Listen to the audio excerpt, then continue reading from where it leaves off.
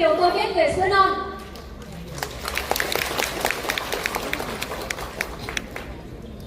So, I think if we could have the slides move along, there's my bio, which you've just heard, so we'll skip that one and go to the next one.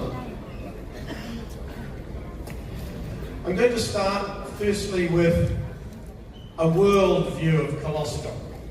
So this slide shows the main markets for colostrum in the world. Và bây giờ thì tôi sẽ bắt đầu bằng cách là chia sẻ với chúng ta kênh về sữa non trên thế giới. Và trên màn hình thì chúng ta sẽ nhìn thấy những thị trường chính mà đang tiêu thụ sản phẩm sữa non. It shows that Asia consumes 2 times more than the USA and 3 times more than Europe. Và chúng ta thấy rằng là châu Á thì đang tiêu thụ gấp đôi cái số lượng tiêu thụ của nước Mỹ và thậm chí là gấp 3 lần số lượng tiêu thụ của châu Âu. So Vietnam being in Asia, you're in exactly the right place to be working with colostrum. Vì thế cho nên là thị trường Việt Nam chúng ta đang ở châu Á và chúng ta đang ở cái nơi mà thích hợp nhất để có thể bắt đầu kinh doanh với các sản phẩm có thành phần từ sữa non. And this slide shows that New Zealand is the top colostrum exporter in the world. Và trên slide chúng ta nhìn thấy rằng New Zealand sẽ là một trong những quốc gia hàng đầu để xuất khẩu các sản phẩm sữa non ở trên thế giới. So you are sourcing from the best source in the world. Vì thế cho nên mình đang có nguồn cung cấp sản phẩm từ trong một trong những nguồn mà cũng tốt nhất trên thế giới. So, why source from New Zealand? Apart from it being the best, why source from New Zealand? Vậy thì cái câu hỏi đặt ra là tại sao chúng ta lại lấy nguồn sản phẩm từ New Zealand? Well, New Zealand has clean air, Và đầu tiên là New Zealand có một cái không khí rất sạch, fresh water, nước sạch, green grass, đồng cỏ xanh mát, lots of green grass. rất là nhiều cỏ xanh. Plus, New Zealand products have evidence-based health claims. Và một điểm cộng rất quan trọng đấy là những sản phẩm từ New Zealand thì đã có những cái bằng chứng về sức khỏe đã được xác nhận. In short, you can trust them. Bằng cách ngắn gọn là chúng ta hoàn toàn phải tin tưởng về nguồn gốc của sản phẩm từ đây. New Zealand is the 8th largest milk producing country in the world, 3% of global production. Và New Zealand thì là quốc gia thứ 8 có sản lượng sữa ở trên thế giới và chiếm khoảng 3% tổng sản lượng sản xuất sữa ở trên toàn cầu. But it's 30% of global dairy exports. In other words, most other producers don't export it, they consume it in their own country. Nhưng mà một điều đặc biệt, 30% cái lượng sản phẩm từ sữa xuất khẩu trên thế giới là xuất khẩu từ New Zealand. Bởi vì là rất là nhiều quốc gia họ sản xuất nhưng mà sử dụng nhiều hơn ở trong nước so với việc đem ra ngoài để xuất khẩu. New Zealand has 4.5 million cows, almost as many as the number of people. Và New Zealand thì có khoảng 4,5 triệu con bò và gần như là tương đương với dân số hiện tại của quốc gia này. And I hope you could all come to New Zealand and see some cows grazing in the grass and making milk one day. Và tôi hy vọng rằng là tất cả chúng ta sẽ có một cơ hội một ngày nào đấy đến New Zealand và trực tiếp nhìn thấy là con bò đang gặm cỏ trên cánh đồng và sản xuất sữa như thế nào. We're very lucky in our beautiful country. We have a natural environment with the sunlight of Spain and the climate of Bordeaux, France. Và chúng tôi là một quốc gia rất là may mắn bởi vì ở đây thì có một cái môi trường tự nhiên, nơi mà ánh sáng thì giống như là Tây Ban Nha và khí hậu thì giống như là Bordeaux vậy. New Zealand uses a seasonal dairy system with open pasture grazing. Và ở New Zealand thì có một cái hệ thống sản xuất sữa theo mùa và có cái đồng cỏ là bò được chăn thả trên đồng cỏ. So the cows walk around in the grass, out on the farms, in the wild, and they're not in sheds like they are in other countries. Và ở đây thì các con bò là được lang thang và gặm cỏ trên cánh đồng chứ không phải được nuôi nhốt ở trong chuồng giống như là một số các quốc gia khác. This creates the best quality milk. Chính vì thế nó sẽ tạo ra một trong những cái sản phẩm sữa mà có chất lượng tốt nhất. Because the cows are grazing outside all year round, the milk is richer in nutrients. Và bởi vì nguyên nhân là đàn bò được ăn cỏ ở ngoài cánh đồng trong suốt cả một năm cho nên là cái lượng dinh dưỡng ở trong sữa sẽ tốt hơn rất là nhiều. Important nutrients like omega-3, vitamin E, beta-carotene, and conjugated linoleic acid, or CLA. Và một số những cái chất dinh dưỡng chủ yếu có thể kể đến như là omega 3, vitamin E, beta carotene hay là nucleic acid liên hợp. These are some of the famous New Zealand-made colostrum brands up here. Và trên màn hình là một số những cái thương hiệu sữa nổi tiếng tại New Zealand. Of course, this one at the top here is the best. Và đương nhiên là một trong số đó thì như Colos IgGold là một trong những sản phẩm tốt nhất. So now I get into the science. What is colostrum? Vậy thì nếu nói về câu chuyện khoa học thì sữa non là gì? Colostrum is first milk. It's produced by the mammary gland of all mammals after birth. Và sữa non chính là sữa mà được sản xuất bởi tuyến vú của tất cả các động vật có vú sau khi được sinh con. This is the perfect food for health. Chính vì thế nó là một cái thức ăn rất hoàn hảo cho sức khỏe của chúng ta. In New Zealand, it's collected only from healthy cows. Và ở New Zealand thì sữa non chỉ được thu hoạch từ những chú bò khỏe mạnh thôi. And it is very rich in antibodies, immunoglobulins, such as Igs, growth factors, peptides, and bioactive carbohydrates. Và chính vì thế trên đây là một cái nguồn mà rất là nhiều kháng thể IgG, những yếu tố tăng trưởng các peptide cũng như là các carbon hydrate có hoạt tính sinh học. We source colostrum from the first 24 hours after birth. Và chúng tôi thì sẽ thu hoạch sữa non chỉ trong vòng có 24 giờ đầu sau khi mà bò mẹ sinh con thôi. And in this graph, this shows the immunoglobulin level of the colostrum over the first 48 hours. Và, You can see how it declines rapidly. và trên biểu đồ này thì chúng ta sẽ nhìn thấy rằng là cái lượng IgG trong sữa non trong vòng 48 giờ sau khi bò mẹ sinh thì cái lượng IgG nó sẽ giảm như thế nào. So if we want the high bioactive level colostrum, we collect it in this period here. Vì thế cho nên là làm thế nào để đảm bảo được cái lượng IgG thu được nhiều nhất thì chúng ta sẽ thu hoạch trong những cái khoảng giờ đầu sau khi mà bò mẹ sinh. Now these are the major bioactives in colostrum, and I'll talk you through some of these. Và đây thì là một số những cái thành phần hoạt tính sinh học sẽ có ở trong sữa non và tôi sẽ đi vào một số những thành phần này để giải thích cho quý vị hiểu. Most importantly are the immunoglobulins, such as IgG, which are antibodies. Và quan trọng nhất sẽ chính là immunoglobulin hay là IgG mà chúng ta còn gọi là kháng thể. Antibodies are produced by the cow's immune system every time the cow comes into contact with a pathogen or a germ, a bacteria or a virus. Và cái kháng thể này thì sẽ được sản xuất ở trong cái hệ miễn dịch của con bò mỗi khi mà con bò cần phải tiếp xúc với những cái vi khuẩn và những cái virus từ bên ngoài. These antibodies go into the colostrum and they then go protect the calf from these germs. Và những kháng thể ở trong sữa non thì sẽ giúp bảo vệ con bê con để tránh khỏi các vi khuẩn, các cái tác nhân có hại. But it's not just for the calf. They work for humans, and when we consume colostrum, we also get protection from those germs. Nhưng mà sữa non của bò mẹ thì không chỉ có tác dụng bảo vệ cho bê con mà nó cũng sẽ có tác dụng tương tự cho sức khỏe của con người. Và khi chúng ta sử dụng thì chúng ta cũng sẽ có những cái hiệu quả bảo vệ tương tự như vậy. Also in colostrum are all of these different growth factors. There's IGF-1 and 2, transforming growth factor, epidermal growth factor, and platelet-derived growth factors. Lots of growth factors.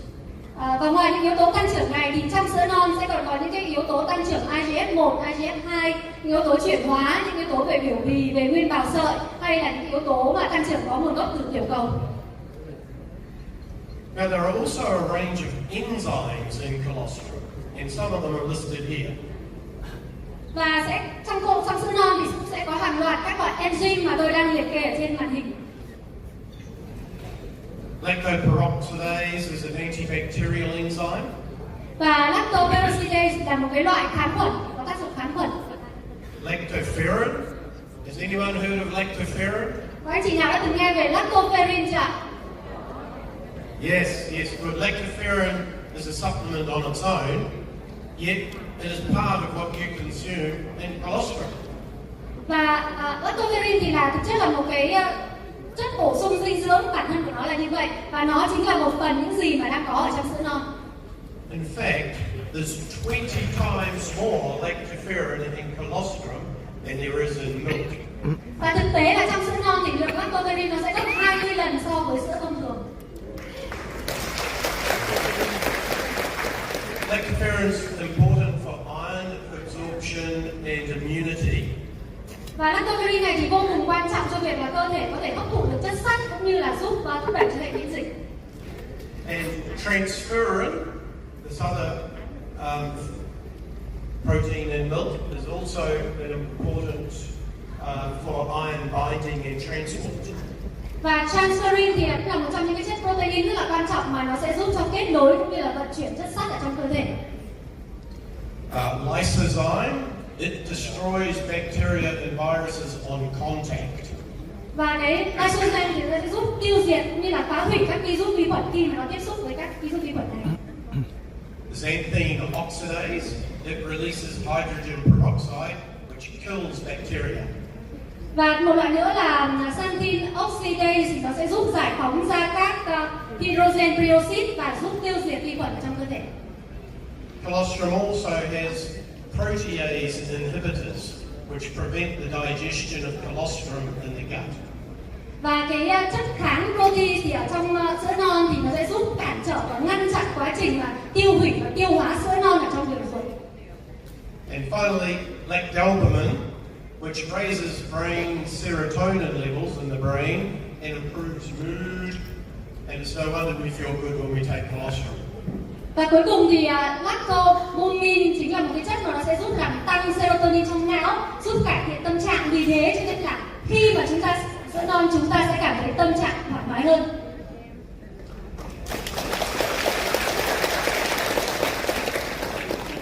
Colostrum also contains cytokines, immune-regulating chemicals, which are messengers that help cell-to-cell communication.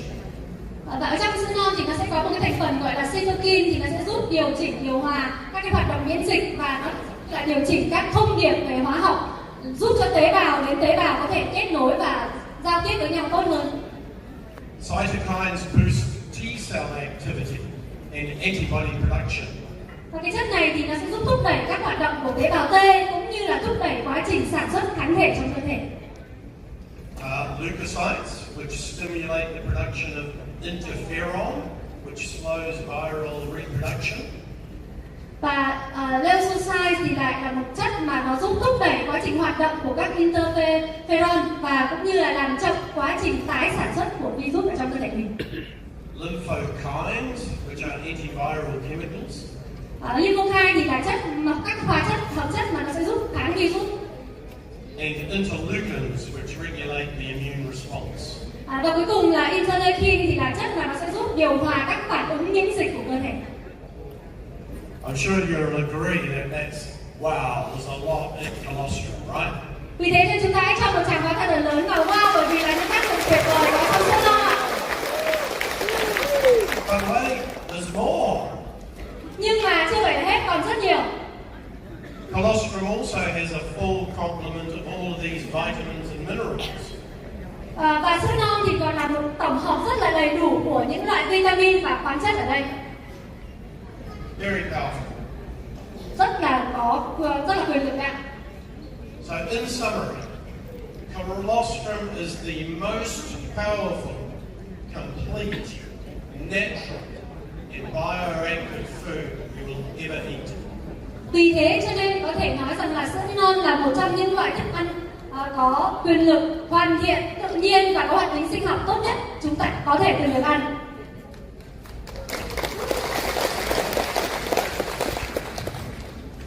Now, don't just take my word for this.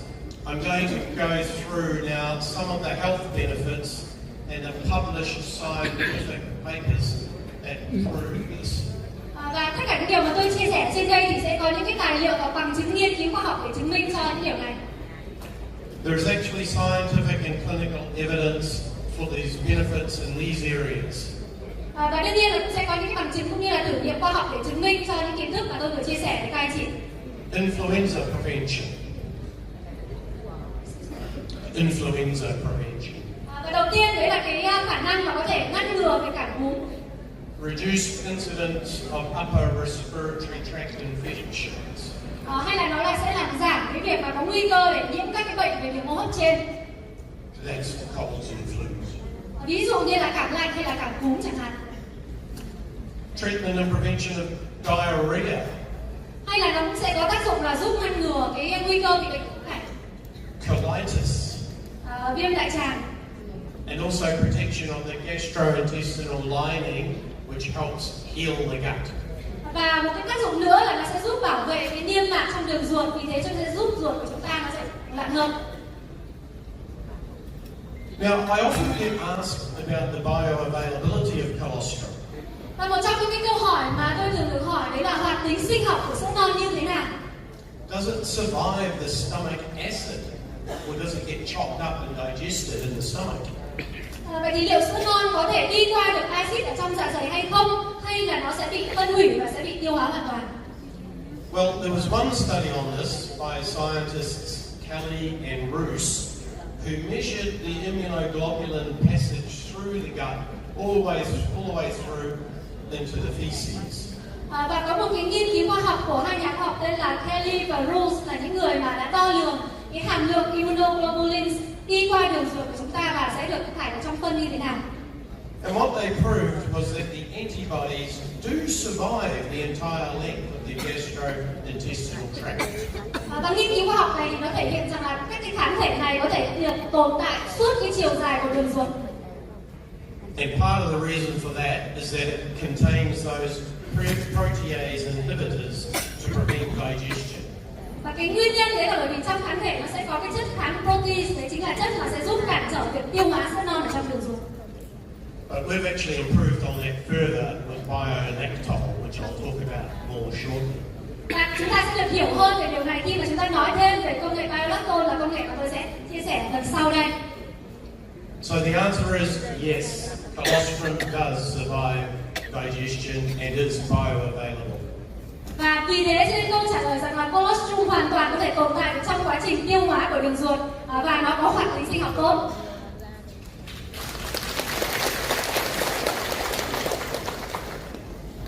I have a database of over 800 scientific publications on colostrum. Tôi có một cái nguồn dữ liệu của hơn 800 các nghiên cứu khoa học đã được xuất bản về sữa non. We don't have time to go through all of them today, but here is a small snapshot of a few of the interesting scientific publications. Và tôi thì không có đủ thời gian để chia sẻ tất cả điều đó cho anh chị, nhưng chúng ta sẽ đi qua một số những cái nghiên cứu khoa học mà thú vị nhất. This first study in 2007 in Italy found that colostrum was 3 times more effective than the flu vaccine. Và đây là một trong những nghiên cứu ở nước Ý vào năm 2007, thì cái nghiên cứu này thì đã thể hiện rằng là sữa non thì sẽ có hiệu quả hơn 3 lần so với các loại vaccine phòng chống cúm. In this study, they had 4 groups: a control group who received nothing, a vaccine group who took the vaccine, a colostrum group, and a colostrum plus vaccine group. Và trong nghiên cứu này thì người ta đã tiến hành ở trên 4 nhóm. Nhóm thứ nhất là nhóm đối chứng, là những nhóm người mà không sử dụng gì cả. Nhóm thứ hai là nhóm sẽ dùng vaccine. Nhóm thứ ba là nhóm chỉ dùng sữa non, và nhóm thứ tư là nhóm sẽ dùng kết hợp cả sữa non lẫn vaccine. They took these for 3 months, and the group that had only colostrum had the lowest number of flus over those 3 months. Nghiên cứu này thì sẽ được tiến hành trong 3 tháng, và kết quả của nghiên cứu cho thấy thì nhóm mà chỉ sử dụng duy nhất là sữa non thì sẽ có cái tần suất là nhiễm cúm thấp nhất trong suốt 3 tháng đó. And this was only with 400 milligrams of colostrum, quite a low dose. Và đấy là dựa trên một cái liều sử dụng sữa non rất là ít, chỉ khoảng 400 mg.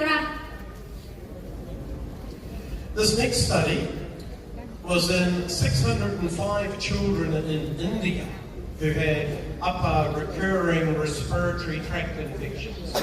Và một trong những nghiên cứu khác thì được tiến hành ở trên 605 trẻ em tại Ấn Độ. Đây là những bạn mà thường xuyên là bị tái phát việc nhiễm trùng đường hô hấp trên. After 3 months on colostrum, the infections dropped by 91.3%.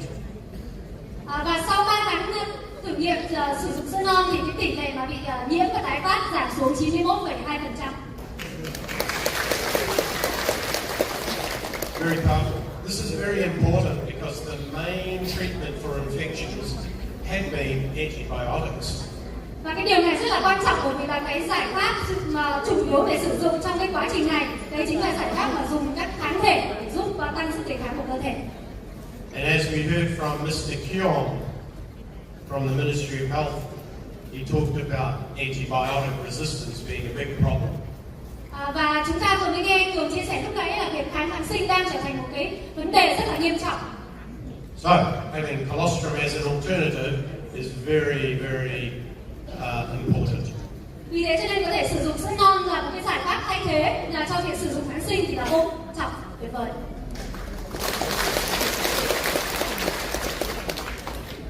Now, we don't like to talk about this one, but diarrhea is a major cause of death in children under 5 years of age. Và một trong những căn bệnh mà đang là nguyên nhân chính gây ra tỷ lệ tử vong ở trẻ em dưới 5 tuổi thì chính là tiêu chảy. And colostrum has been found to reduce diarrhea by 86.6%. Và sữa non thì đã cho thấy rằng là đang giúp giảm cái tỷ lệ trẻ em bị mắc bệnh tiêu chảy xuống 86,6%.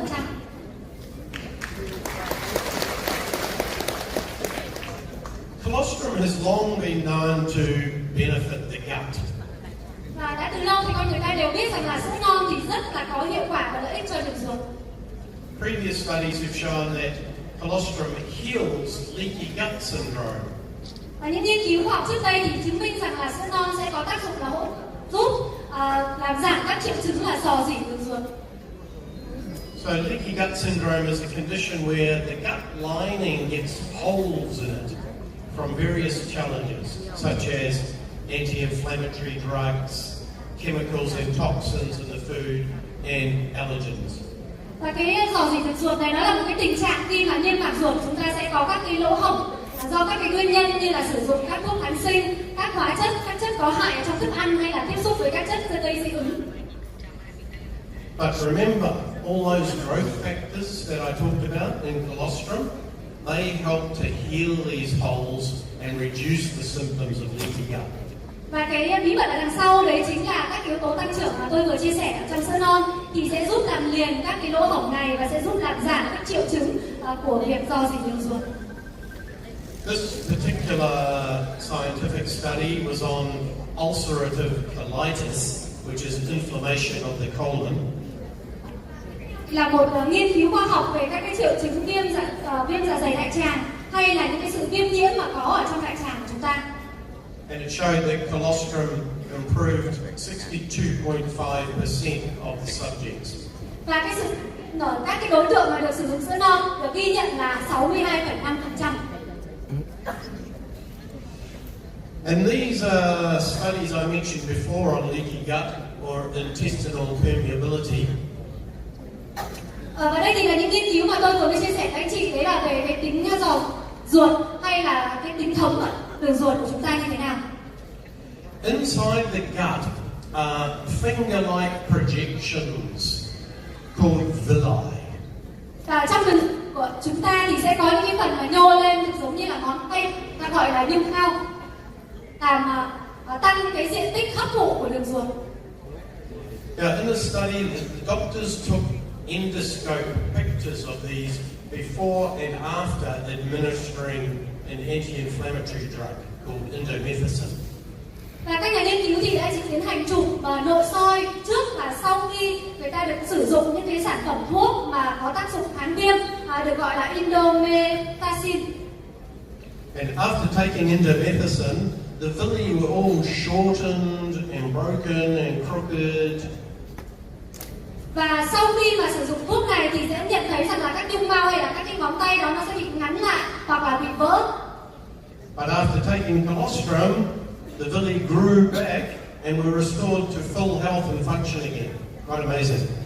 Và Và sau khi mà được sử dụng sữa non thì các nhung mao này thì sẽ được hỗ trợ dinh dưỡng để có thể tăng trưởng trở lại và có thể hoạt động một cách khỏe mạnh trở lại.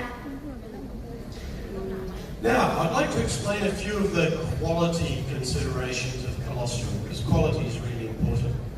Và bây giờ thì tôi muốn giải thích ra một số những cái tiêu chuẩn về chất lượng ở trong sữa non, bởi vì là chất lượng là một trong những yếu tố rất quan trọng khi chúng ta lựa chọn sản phẩm. So these are the quality factors that you should hopefully get in a really good colostrum product. Vì vậy cho nên là để mà lựa chọn một sản phẩm có thành phần sữa non tốt thì chúng ta sẽ phải lưu ý đến các tiêu chí sau đây. So firstly, a very high level of IgG, because IgG is one of the main features, at least 20%. Và đầu tiên thì sản phẩm đấy nó sẽ phải có một cái hàm lượng IgG cao, và đây là một trong những yếu tố quan trọng đầu tiên khiến cho người ta sử dụng sữa non, và hàm lượng này thì tối thiểu phải nên là 20%. It should also contain other immunoglobulins like IgA and IgM. Và đồng thời thì nó cũng sẽ nên có các cái thành phần kháng thể khác như là IgA và IgM. Another recently discovered factor are PRPs, proline-rich polypeptides, PRPs. Và đồng thời thì trong đó cũng sẽ nên cần phải có cái thành phần gọi là PAP hay là những cái polypeptide mà có dầu proline. The colostrum should be sourced from healthy cows, verified by export certification. And this is the benefit of New Zealand supply, as I mentioned before. Và thêm một điểm nữa đấy là sữa non này thì nên được lấy nguồn từ những con bò khỏe mạnh, có được những chứng nhận về mặt xuất khẩu. Và đây chính là một những cái điểm trong những cái điểm lợi ích của các sản phẩm có nguồn gốc từ New Zealand mà tôi vừa chia sẻ lúc đầu. And you should receive a certificate of analysis for each batch of product. Và nhà sản xuất thì sẽ cần phải cung cấp được cái chứng nhận phân tích cho mỗi lô sản phẩm họ sản xuất ra thị trường. It should be free from hormones, pesticides and herbicides.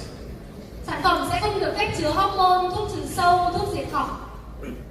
And I'm pleased to say that the colostrum in Colos Ig Gold satisfies all six of those criteria.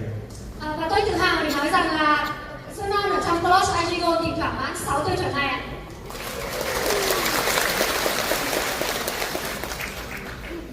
So this is a little busy slide, but it's just to briefly touch on the future development pathways for colostrum. Và trong phần tiếp theo này thì Linh cũng sẽ rất là ngắn gọn để chia sẻ với anh chị là cái hành trình, cái con đường phát triển tương lai của các sản phẩm có thành phần sữa non sẽ như thế nào. So there are a range of applications that we are working on that could result in exciting products for you. Và chúng tôi đang tiến hành rất là nhiều hoạt động cũng như rất là nhiều việc nghiên cứu để làm sao có thể tạo ra những sản phẩm rất là thú vị tiếp theo đây dành cho anh chị. This slide just highlights that there are multiple categories. There are oral hygiene, nutritional supplements, drugs and cosmetics. Và ngoài ra thì sẽ có rất là nhiều những cái lĩnh vực rất là hấp dẫn khác, ví dụ như là các sản phẩm thuốc vệ sinh đường miệng, các sản phẩm thực phẩm bổ sung, thuốc cũng như là các sản phẩm mỹ phẩm. They each have different investment requirements and different time frames for development. Và đương nhiên thì là mỗi một cái lĩnh vực và thị trường khác nhau thì sẽ cần những cái sự đầu tư để phát triển nghiên cứu cũng như là một cái khung thời gian khác nhau để có thể tạo ra sản phẩm cuối cùng. But we have a big team of scientists hopefully able to bring you some amazing new supplements much sooner than these times. Rất là may mắn là chúng tôi có một đội ngũ các nhà khoa học đang hàng ngày làm việc để có thể mang đến những cái sản phẩm tuyệt vời cho anh chị có thể là sớm hơn so với khung thời gian này. In fact, because of my extensive formulation and manufacturing experience, we already have some concepts that we're working on, and so stay tuned for some more innovation updates in the near future. Và chúng tôi thì đang trong quá trình nghiên cứu phát triển, thậm chí là có những sản phẩm đã đang trong quá trình thử nghiệm rồi, cho nên là chúng ta hãy cùng nhau háo hức để chờ đón những điều tuyệt vời nhất sẽ ra mắt tại thị trường ạ. One of the most exciting applications in this area is the area of epigenetics. Và đây là một trong những cái ứng dụng rất là thú vị ở trong cái lĩnh vực nghiên cứu về gen. That's why I'm wearing my DNA tie. Và cái cà vạt của tôi nó chính là một cái hình vẽ của gen, mô phỏng của gen. We know that colostrum has bioactive components in it that act as genetic switches. Chúng ta biết rằng là trong sữa non thì có rất là nhiều những cái thành phần hoạt tính sinh học, trong đó nó có thể liên quan đến gen của con người. That means they can turn off or on genes in your DNA. Và điều đấy có nghĩa rằng là nó có thể kích hoạt tắt hoặc bật những cái gen ở trong bộ DNA của anh chị. And this has some really exciting potential for overcoming many degenerative diseases. Và cái việc mà nghiên cứu về gen này thì nó sẽ tạo ra một cái tiềm năng rất là lớn cho con người của chúng ta để có thể vượt qua cái căn bệnh mà gọi là về suy thoái lão hóa của cơ thể. Another very interesting area of research is in the area of stem cell science. Và vì thế cho nên là một trong những cái lĩnh vực mà tôi thấy rất là thú vị khi nghiên cứu đấy chính là lĩnh vực về khoa học tế bào gốc. In 2008, stem cells were discovered in breast milk. Và năm 2008 thì các tế bào gốc được phát hiện ra là có trong sữa mẹ. Stem cells are the original cells that all the cell types in our body come from. Tế bào gốc chính là cái tế bào nguyên bản trong cơ thể của chúng ta mà tất cả các tế bào khác trong cơ thể đều xuất phát từ đây. They are what's called undifferentiated cells. Và những cái tế bào này sẽ được gọi là tế bào không khác biệt hóa. And we all have a supply of these in our bone marrow and in our fat tissue, and they get released and circulate in the body to repair damaged tissues. Và chúng ta sẽ có cái nguồn cung cấp tế bào gốc này sẽ nằm ở trong tủy xương, các mô chất béo, và nó sẽ được giải phóng và sẽ được vận chuyển đi khắp cơ thể để có thể giúp sửa chữa các tế bào mà đang bị hỏng hóc. So, if you have an injury anywhere in your body, could be your muscles, your joints, could be your kidneys, your lung, your heart, anywhere in your body, any organ, the stem cells will go there. Thế cho nên là nếu như anh chị có một cái tổn thương nào đấy ở trong cơ thể, ví dụ như là ở cơ, ở xương, ở khớp, ở thận, ở trái tim hay là bất kỳ một cái cơ quan nào, thì các tế bào gốc sẽ được cử đến đây. And when they reach the site of injury, chemical messengers will tell them to differentiate and turn into that type of cell. Và khi mà tế bào gốc đến các cái khu vực mà đang bị tổn thương đó thì nó sẽ được phân hóa và sẽ chuyển thành các cái loại tế bào mà đang bị tổn thương. And that's how the body repairs itself, and colostrum helps to stimulate this healing process. Và đấy chính là cái cách mà cơ thể của chúng ta sẽ tự sửa chữa, cũng như là sữa non sẽ giúp thúc đẩy quá trình tự sửa chữa này của cơ thể. So, in conclusion, I would like to just share this quote from the scientist Dr. Lehrke, who said, Và để kết lại thì tôi muốn chia sẻ một cái câu nói từ một nhà khoa học, đó là Dr. Lehrke, người đã nói rằng, and this was published in a scientific journal, his words here. Và đây là một trong những câu nói được xuất bản trong các tạp chí khoa học, anh chị có thể tìm thấy được, tra cứu được. He said, colostrum is an outstanding nutritional supplement. Và nhà khoa học đã nói rằng là sữa non là một cái nguồn bổ sung dinh dưỡng nổi bật. A food that protects and promotes health. Và đấy là một loại thức ăn mà sẽ giúp bảo vệ và thúc đẩy sức khỏe. He said, it is not surprising that biotechnology companies are scrambling to clone and reproduce large quantities of the main factors that are naturally present in colostrum. Chính vì thế cho nên là hoàn toàn không có gì phải ngạc nhiên khi mà tất cả những cái công ty về công nghệ sinh học thì đang làm mọi cách để có thể sản xuất ra được một cái số lượng lớn các cái thành phần có tác dụng và đang được có tự nhiên ở trong sữa non. So that's a powerful endorsement of how much excitement there is about colostrum in the scientific world. Và tất cả những gì mà tôi vừa chia sẻ với anh chị là những gì mà rất là ngắn gọn nhưng rất là thú vị về những cái thành phần tuyệt vời mà có trong sữa non từ góc độ khoa học.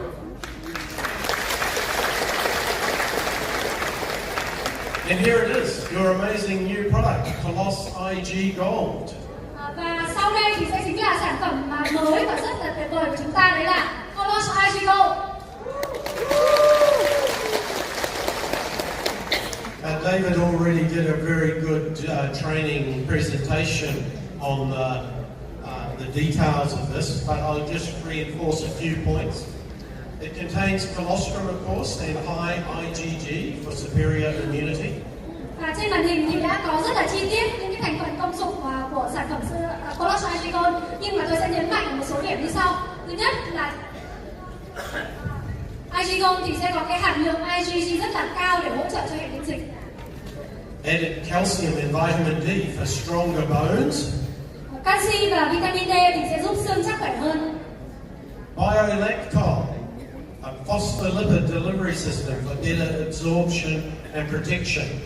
Và công nghệ biolactol thì sẽ giúp cho quá trình phụ cũng như là bảo vệ IgG tốt hơn ở trong cơ thể. And I must reinforce how important that is. The biolactol really makes Colos Ig Gold really stand out. Và điều mà tôi muốn nhấn mạnh ở đây chính là công nghệ biolactol là cái điều mà sẽ làm cho Colos Ig Gold trở thành một sản phẩm vô cùng nổi bật. It's actually a technology that is only available in Colos Ig Gold, so it's exclusive to you. Và đó là một công nghệ độc quyền mà sẽ chỉ có trong Colos Ig Gold thôi, và cũng sẽ là công nghệ độc quyền mà có trong sản phẩm mà chỉ có anh chị mới có để cung cấp thôi. And more importantly, it actually works. It has been scientifically proven to improve the absorption and protection, and that's why it's going through a patent. Và điều quan trọng rằng là công nghệ này thì đã được chứng minh là nó sẽ giúp tăng cái khả năng hấp thụ cũng như là bảo vệ kháng thể trong đường ruột. Chính vì thế cho nên là cái công nghệ này thì đang trong quá trình và sẽ được xin để cấp bằng sáng chế. So Colos Ig Gold also has fiber and prebiotics for improved digestion and regularity. Và trong sản phẩm thì cũng sẽ có chất xơ cũng như là prebiotic để giúp thúc đẩy và hỗ trợ cho quá trình tiêu hóa. 8 billion probiotics for better gut health. 8 tỷ lợi khuẩn giúp sức khỏe đường ruột trở nên tốt hơn. A lower glycemic index for diabetics. Chỉ số GI thấp an toàn cho người tiểu đường. And lower added sugar for better blood glucose control. Và hàm lượng đường thấp thì cũng sẽ giúp kiểm soát lượng glucose tốt hơn ở trong. IgG, this slide just details it's 316 milligrams per serve, which is the highest in the market. Và lượng IgG là 316 mg trong một khẩu phần, cũng là một hàm lượng cao nhất ở trên thị trường. Yes, and the numbers 2 grams of soluble fiber and 8 billion probiotics, rapid improvement and restoration of a healthy gut. Và với cái hàm lượng chất xơ hòa tan là 2 gram kết hợp với 8 tỷ lợi khuẩn thì sẽ giúp đẩy nhanh hơn cái quá trình phát triển cũng như là phục hồi cho sức khỏe của đường ruột. Only 2 grams of added sugar, 30% lower than in other products. Và cái hàm lượng đường có 2 gram thôi thì nó cũng khoảng thấp hơn các sản phẩm tương tự trên thị trường khoảng 30%. And sugar is a bit of a pet hate of mine. Và chúng ta phải để ý là một số những cái sản phẩm trên thị trường thì nó sẽ có đường ở trong thành phần. Your sugar is responsible for a lot of health problems in the world, so a lower sugar is really important. Và chúng ta biết rằng là đường thì nó đang là một trong những cái yếu tố mà phải chịu trách nhiệm cho rất là nhiều những cái căn bệnh hiện nay. Chính vì thế cho nên là chúng ta sẽ phải cân nhắc đến lượng đường trong sản phẩm của mình sử dụng. The glycemic index is 30, which is acceptable for diabetics. Và cái chỉ số GI này thì hoàn toàn là phù hợp để an toàn cho những người bệnh tiểu đường. And other brands of colostrum are generally above a GI of 55. Và trong khi chỉ số của chúng ta chỉ có 30 thôi thì chỉ số của rất là nhiều các sản phẩm khác thì đang ở mức khoảng 55. Yes, they're not really good for health, those ones. Và chỉ số đường cao thì chắc chắn là sẽ không tốt cho sức khỏe.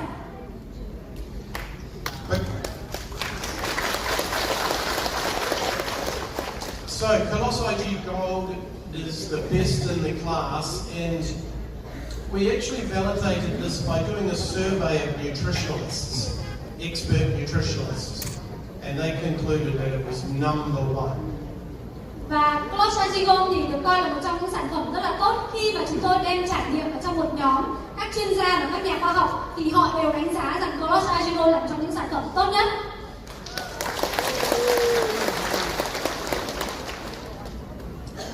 So, where does all this information come from? Vậy thì tất cả những cải tiến của sản phẩm này đến từ đâu? Well, I'm part of a collective of scientific and industry brains in the Institute for Nutrition and Human Health. Tôi được tự hào là một trong những thành viên của Hội đồng khoa học của Viện Dinh dưỡng và Sức khỏe con người tại New Zealand. This is where scientists and innovators can come together, collaborate on research and development, and create great products like this. Và đây cũng chính là nơi mà các nhà khoa học hay là những nhà phát triển cải tiến thì sẽ tập hợp cùng với nhau để có cùng nhau hợp tác, nghiên cứu, phát triển ra những cái sản phẩm tuyệt vời giống như là Colos Ig Gold. There's a few of us here who have been invited to participate and contribute or support. Và đây là gương mặt đại diện của một số những thành viên ở trong hội đồng nghiên cứu của chúng tôi để có thể đóng góp những cái công sức cũng như là nghiên cứu khoa học của họ.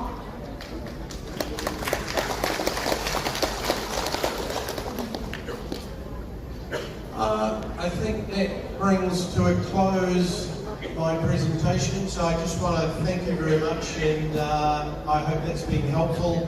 And live your dream.